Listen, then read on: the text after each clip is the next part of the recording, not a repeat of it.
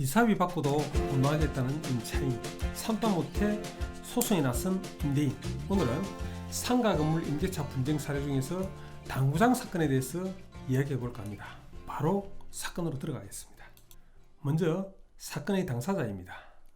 얼마 전까지만 하더라도 조물주의의 건물주라는 말이 있었습니다. 그만큼 건물주에 걸리는 막강합니다. 나주인 씨는 4층 상가 건물을 소유하고 있는 임대인입니다.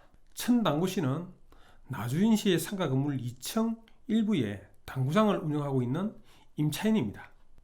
이 사건에서 나주인 씨와 천당구 씨는 임대인과 임차인 관계입니다. 당구장의 임대차 기간은 만료를 앞두고 있습니다. 때마침 2층 상가 전체를 임대하겠다는 사람이 있어서 임대인 나주인 씨와 임차인 천당구 씨는 상호 협의하에 계약기간 만료일에 상가 건물을 비워주기로 하고 합의서를 작성을 했습니다. 합의서 내용을 보면 이렇습니다. 임대인은 임차인의 이사 비용으로 500만 원을 선지급하고 임차인은 계약기간 만료일에 상가를 인도하지 않을 경우 이사 비용의 10배를 임대인에게 지급한다. 이렇게 합의를 했습니다. 그래서 합의서 내용대로 임대인 나주인 씨는 임차인 천당구 씨에게 이사비 500만 원을 지급을 했습니다. 이사 비용을 지급받은 천당구 씨는 당구장을 이전할 만한 주변 상가를 물색하기 시작했습니다. 그런데 괜찮은 상가들은 월세도 너무 비싸고 권리금도 많이 달라고 해서 자신의 경제 능력으로는 도저히 이전할 수가 없는 상황에 이르렀습니다. 천당구 씨는 한원 수 없이 지금 현재 상가 건물에서 당구장 영업을 더 해야 되겠다고 마음을 먹었습니다. 천당구 씨는 나주인 씨에게 계약 만료일에 상가 인도를 해줄 수 없다는 의사와 함께 이사비 500만 원을 반환하겠다고 통지를 했습니다. 상황이 이렇게 되면 나주인 씨 입장에서는 굉장히 황당하죠. 새로운 임차인과 이미 임대차 계약을 작성했을 수도 있고 또 상호 협의하에 합의서를 작성을 했는데 계약 만료일 며칠 앞두고 당사자 일방이 합의서를 파기하겠다는 거 아닙니까? 이렇게 되면 나주인 씨 입장에서는 상당한 손실이 초래될 수도 있거든요. 이 경우 여러분 같으면 어떤 선택을 하시겠습니까? 제가 볼 때는 나주인 씨 입장에서는 선택의 여지가 없습니다. 그래서 천당구 씨에게 임대차 계약기간 만료일에 상가를 비워주든지 아니면 합의서대로 이사비용의 10배에 해당하는 5천만 원을 지급하라고 이야기를 했습니다. 그런데 임차인 천당구 씨는 계약기간이 만료일이 지나도록 당구장 영업을 계속하고 있었습니다. 하는 수 없이 임대인 나주인 씨는 임차인 천당구 씨를 상대로 건물 인도 청구 소송을 제기를 했습니다. 소송이 제기되자 임차인 천당구 씨는 쫄았겠죠. 그래서 약 한 달 후에 상가 건물을 비워줬습니다. 1심 부분에서 임대인 나주인 씨는 상가 건물을 인도하라. 그리고 미지급 월 차임과 관리비 400만 원, 위약금 5천만 원을 포함하여 총 5,400만 원에서 임차보증금 2,600만 원을 공제한 나머지 2,800만 원을 지급하라고 청구를 했습니다. 결국 임차인 천당구 씨는 임차보증금을 한 푼도 받지 못할 뿐만 아니라 오히려 임대인 나주인 씨에게 2,800만 원을 물어줘야 되는 이런 상황이 된 거죠. 그래서 임차인 천당구 씨는 상가 인도 후 임차보증금을 반환받지 못한 이상 인도 의무 불이행으로 볼 수 없다. 임차보증금 2,600만 원 반환을 청구를 했습니다. 1심 법원의 판단을 한번 보겠습니다. 임차인이 상가 건물 인도의 거절 의사를 명백히 표시하는 이상 임차보증금 반환 없이도 채무 불이행으로 인한 손해배상 청구가 가능하다. 천당구 씨 요구를 배척을 했습니다.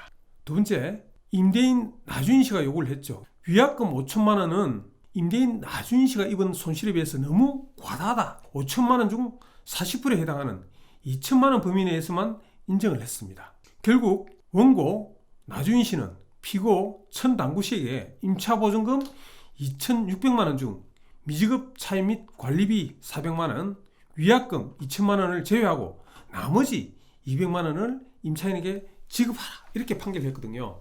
임차인 천당구 씨는 임차보증금 2,600만 원 중 200만 원만 지급받게 되는 이런 상황이 됐단 말이죠. 결국 임대인 나주인 씨와 임차인 천당구 씨는 1심 법원의 판단에 불복을 하고 항소를 결정을 했습니다.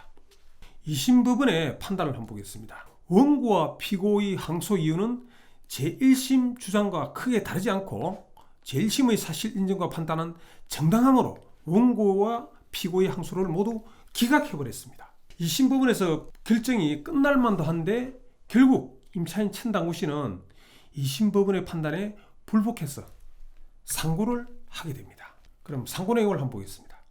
상고 결과 대법원의 판단은 1심과 2심 법원의 판단과 전혀 다른 이런 결과가 나옵니다. 이 사건에서 가장 큰 법적 쟁점이 됐던 게 바로 임차인이 상가 인도 거절 의사를 명백히 표시했다면 임차 보증금 반환 없이도 채무 불이행으로 인한 손해배상 청구가 가능하다 이렇게 판단을 했거든요. 근데 대부분에서는 이와 전혀 다른 판단을 합니다. 합의에 따른 상가 인도 거절 의사를 표시를 했더라도 상가 인도와 임차 보증금의 반환 의무는 동시행 관계에 있다 이렇게 판단을 했거든요. 그래서 여기서 동시행 관계가 매우 중요합니다. 동시행 관계에 대해서 한번 살펴보고 대법원 판단을 끝까지 한번 보겠습니다. 동시행 관계 이렇게 하면요, 여러분들이 이 법률 용어가 워낙 생소하니까 이게 무슨 내용이지 이렇게 이야기할 수 있는데 대다수 분들이 동시행 관계에 대해서는 잘 알고 있습니다. 동시행 관계에서는 임대차, 물품 거래, 부동산 매매 계약 여러 곳에서 동시행 관계가 있습니다. 임대차에서 먼저 한번 보면요, 임차 보증금 지급 의무와 임차 목적물의 인도 의무는 동시행 관계에 있다 이렇게 되거든요. 예를 들어서 월세를 계약을 하는데 월세 계약을 하고 잔금을 지급하면 바로 임차 목적물인 열쇠를 임대인으로부터 교부를 받아야 되지 않습니까? 이건 당연하죠. 근데 월세 계약을 하면서 월세 보증금을 지급을 했는데 임대인이 임차 목적물의 열쇠를 한 달 후에 주겠다 이렇게 하면 이게 임대차 계약이 성립이 안 되지 않습니까? 이런 경우에 월세 보증금을 지급함과 동시에 임차 목적물의 열쇠를 교부받는 일, 이거는 동시행 관계이다 이렇게 보는 거거든요. 그 다음에 물품 거래도 마찬가지입니다. 제품 인도 의무와 대금 지급 의무는 동시행 관계에 있다.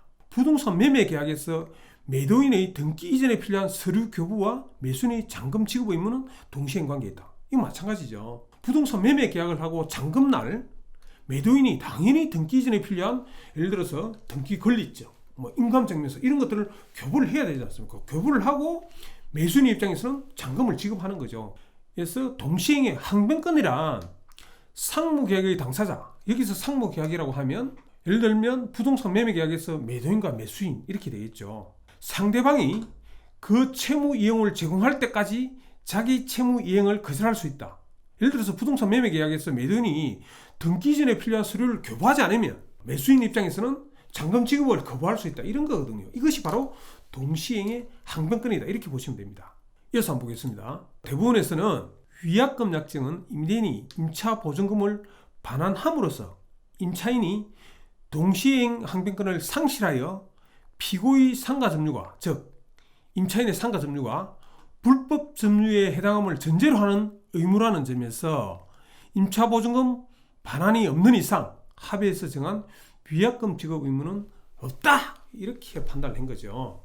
결국 1심, 2심 법원의 판단은 임대차 계약에 있어서 동시행의 항변권의 소멸 여부와 임대차에서 불법 점유에 대한 법리를 오해했다 이렇게 하면서 바로 고등법원으로 파기환송을 해버렸습니다.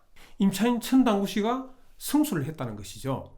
저는 이 사건을 보면서 임대인과 임차인 양 당사자 입장에서 한번 생각을 해봤습니다. 먼저 임대인 나준 씨의 입장입니다. 1심 소송에서 나준 씨가 요구했던 내용을 보면 상당히 정당해 보입니다. 그리고 1심 판결 결과도 그렇죠.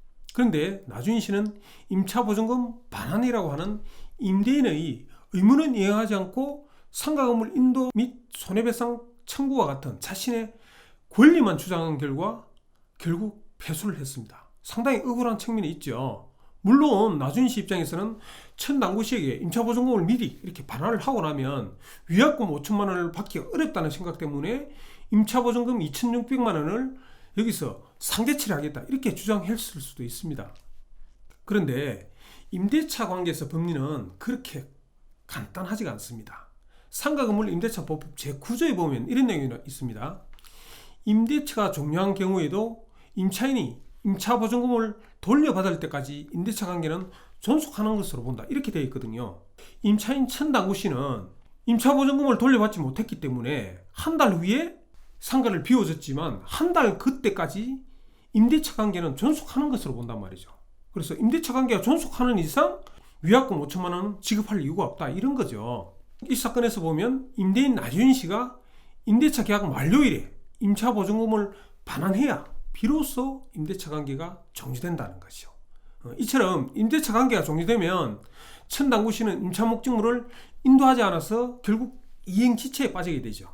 그래서 이행지체에 빠지게 되면 동시행의 항변권이 상실되어 버린다는 거죠. 결국 천당구시는 아무런 권한 없이, 아무런 권한도 없이 상가 건물을 점유하고 있기 때문에 불법 점유가 되고, 나주인씨는 채무 불이행으로 하는 손해배상 청구가 정당하다, 이렇게 판결할 수가 있거든요. 임대인 나주인씨가 임차보증금을 천당구시에게 반환하지 않음으로 해서 결국 패소하는 결과가 됐다는 것이죠.